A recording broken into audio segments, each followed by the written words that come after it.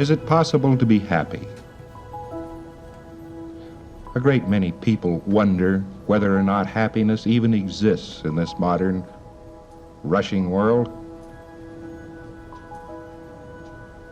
Very often, an individual can have $1 million, he can have everything his heart apparently desires, and is still unhappy.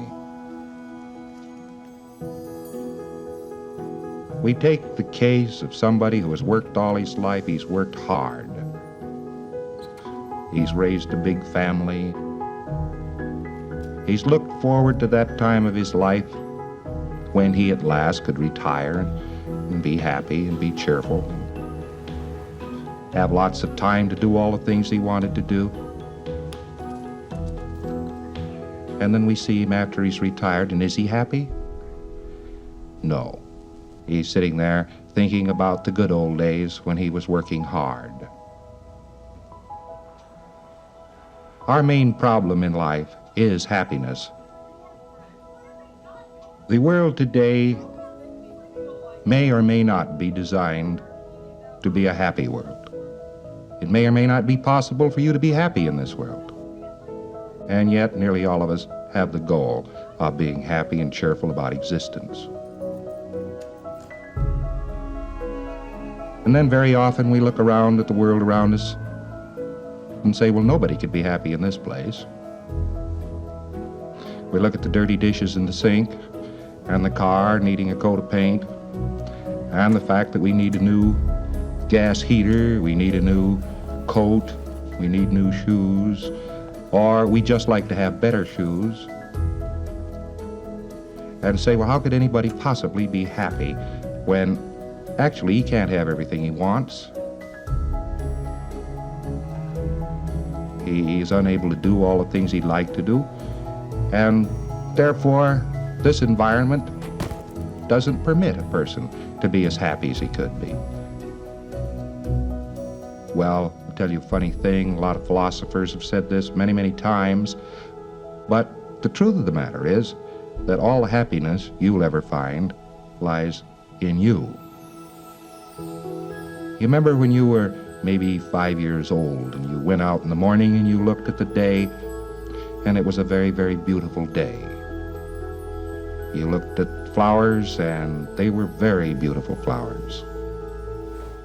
25 years later, you get up in the morning, you take a look at the flowers, they're wilted.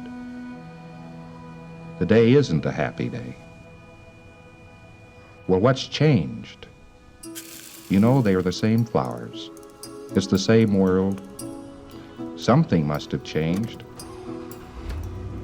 Well, probably it was you.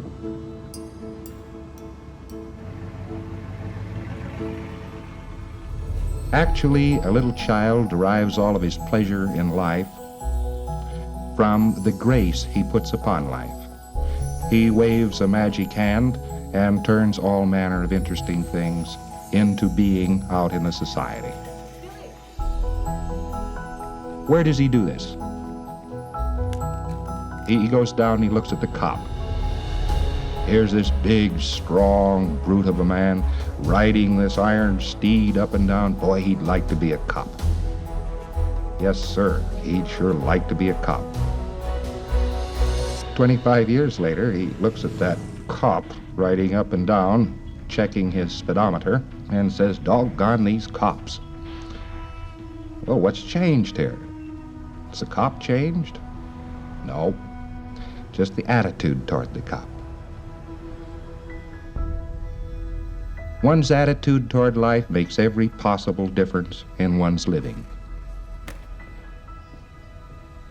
You know, you don't have to study 1,000 ancient books to discover that fact, but sometimes it needs to be pointed out again, that life doesn't change so much as you.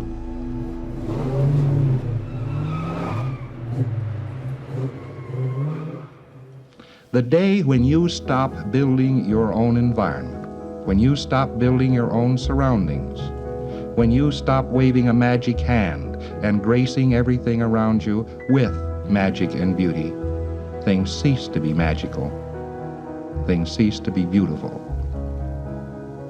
Well, maybe you've just neglected somewhere back in the last few years to wave that magic hand. You know, other people seek happiness in various ways. They seek it hectically. It's as though it's some sort of a mechanism that exists. It's made up. Maybe it's a little machine. Maybe it's something that's parked in a cupboard, or maybe happiness is down at the next corner. Maybe it's someplace else. They are looking for something. Well, the odd part of it is, the only time they'll ever find something is when they put it there first. Now, this doesn't seem very creditable, but it is quite true.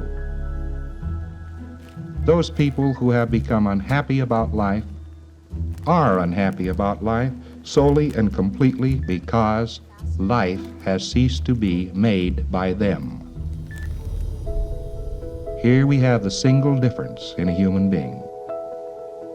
We have that human being who is unhappy, miserable, and isn't getting along in life, who is sick, who doesn't see brightness. Life is handling, running, changing, making him. And here we have somebody who's happy, who is cheerful, who is strong, who finds there is something worth doing in life. What do we discover in this person? We find out that he is making life. Now there's actually the single difference. Are you making life, or is life making you? And when we go into this, we find out that a person has stopped making life because he himself has decided that life cannot be made.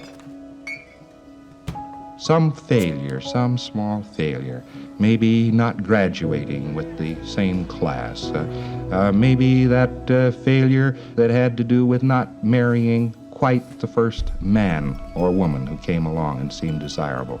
Maybe the failure of having lost a car, or just some minor thing in life started this attitude.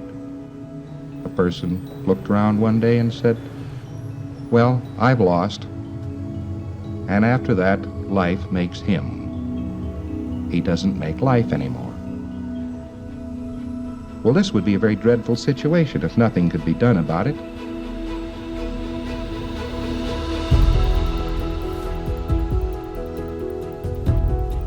But the fact of the matter is, it's the easiest problem of all the problems man faces.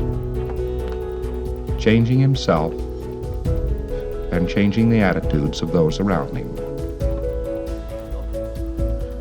It's very, very easy to change somebody else's attitude.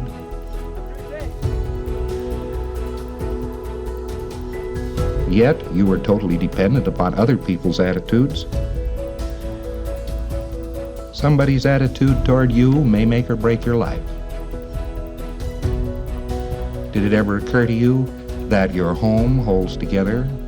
Probably because of the attitude the other person has toward you. Well, so there's two problems here. You have to change two attitudes. One, your attitude toward somebody else. And two, their attitude toward you. Well, are there ways to do these things? Yes, fortunately, there are. For many, many, many centuries, man has desired to know how to change the mind and condition of himself and his fellows. Actually, man hadn't accumulated enough information to do this up to relatively few years ago. But we're living in a very fast-paced world. We're living in a world where magic is liable to occur at any time, and has. Man now understands a great many things about the universe he lives in which he never understood before. And amongst the things which he now understands is the human mind. The human mind is not an unsolved problem. 19th century psychology did not solve the problem. That doesn't mean that it hasn't been solved. In modern times, the most interesting miracles are taking place all across this country and across the other continents of Earth. What do these miracles consist of? They consist of people becoming well. It consists of people who are unhappy becoming happy once more. It consists of abolishing the danger inherent in many of the illnesses and in many of the conditions of man. And yet the answer has been with man all the time. Man has been able to reach out and find this answer. But perhaps man himself had to change. Perhaps he had to come up into modern times to find out that the physical universe was not composed of demons and ghosts, to outlive his superstitions, to outlive the ignorance of his forebears. Perhaps he had to do everything, including invent the atom bomb, before he could find himself. Well, he has pretty well mastered the physical universe now. The physical universe is to him now rather a pawn. He can do many things with it. And, having conquered that, he can now conquer himself. The truth of the matter is, he has conquered himself. Scientology came about because of man's increased knowledge of energy. Man became possessed of more information about energy than he had ever had before in all of his history. And amongst that, he came into possession of information about the energy which is his own mind. The body is an energy mechanism. Naturally, a person who cannot handle energy could not handle a body. He would be tired. He would be upset. He'd be unhappy. As he looks all around him, he finds nothing but energy.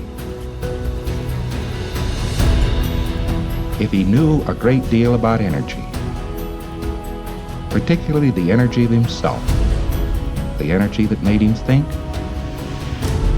the energy that was himself, and the space which surrounded him, he, of course, would know himself. And that, in the final essence, has been his goal for many thousands of years, to know himself. Scientology has made it possible for him to do so.